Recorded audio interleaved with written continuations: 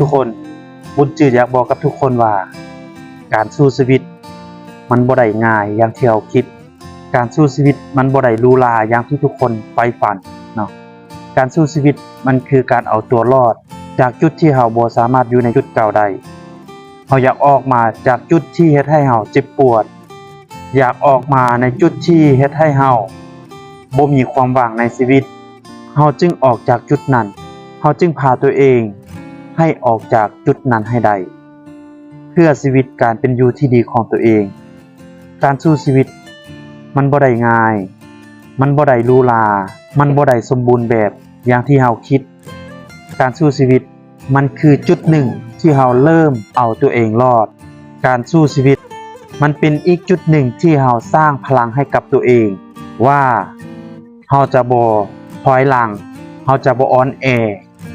เราจะบ่ยอมแพ้กับสิ่งที่เราพบเราจะบ่มีการปล่อยมือจากสิ่งที่เราใฝ่ฝันเราจะเฮ็ดให้สุดความสามารถเฮ็ดในสิ่งที่เราอยากจะเฮ็ดเพื่อให้ชีวิตของตัวเองดีขึ้นชีวิตคนคนหนึ่งจะดีขึ้นก็ต่อเมื่อได้เปลี่ยนความคิดและเปลี่ยนการลงมือเฮ็ดเปลี่ยนทัศนคติของตัวเองเพื่อเฮ็ดในสิ่งที่มันได้เงินเพราะเงิน